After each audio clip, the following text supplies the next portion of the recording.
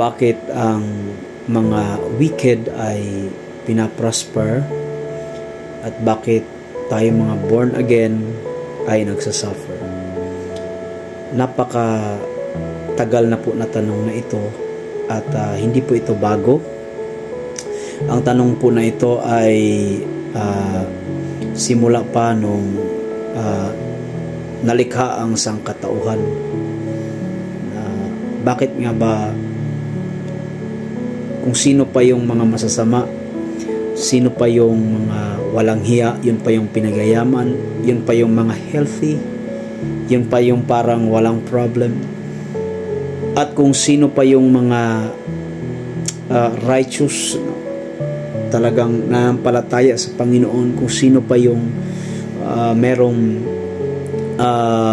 devoted sa Panginoon, ay yun ang nagsasuffer. My friend, this is the reality. Upang masagot ang katanungan na yan, una sa lahat, we need to change the question. Instead na tanungin natin na bakit sila nagpa-prosper, tanungin natin bakit natin natatanong yan. Ibig sabihin, is there an envy in our hearts? Sapagkat kung may envy po, meron po tayong kakulangan, ano?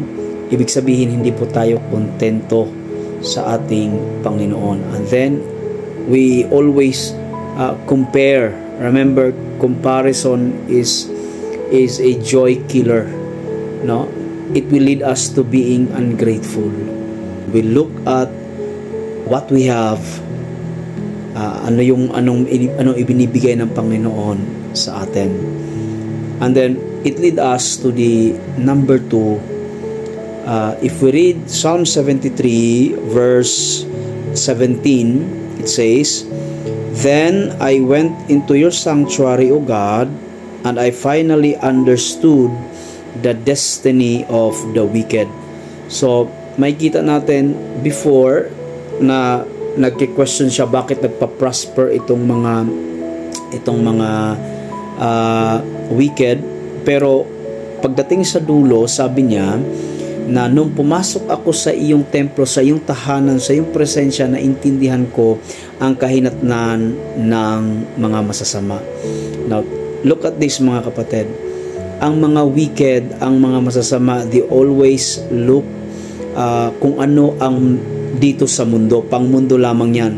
But you know, we righteous, remember this one, that ang buhay natin ay hindi po pang dito lamang but for eternity, for forever po yan. Yes, maaring grabe sila dito sa mundo, but remember, ang sabi po sa Mark na, what shall profit a man if he gains the whole world but loses his own soul? So tandaan po natin mga kapatid, na ang importante ay hindi po yung ngayon. Ang importante po mga kapatid is ano ba ang nag-aantay sa atin pag tayo po ay nasa langit na. Amen? At ang last but not the least, we cannot ask that kind of question if meron po tayong fulfillment galing po sa ating Panginoon. Because Jesus Christ is more than enough. Jesus Christ is the only person that can fill the emptiness.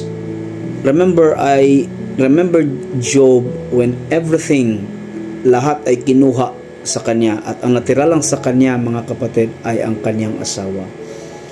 And then ang sabi ng kanyang asawa, sumpain mo na ang Panginoon. Alam niya, sabi niya, no, hubot-hubad ako na lumabas sa aking sa sinapupunan, hubot-hubad din akong babalik. Ibig sabihin, nawala man ang lahat sa akin. Nawala man ang lahat sa akin. Hindi nawala sa akin ang Panginoon. Mga kapatid, totoo na sometimes we feel unfair ang mundo, but hey, tandaan po natin, at the end of the day, no, what matters most is not the wealth, is not the blessing. What matters most is kung sino ang ating pinanghahawakan at saan tayo nakahawak. Walang iba kundi ang ating Panginoon. God bless us all.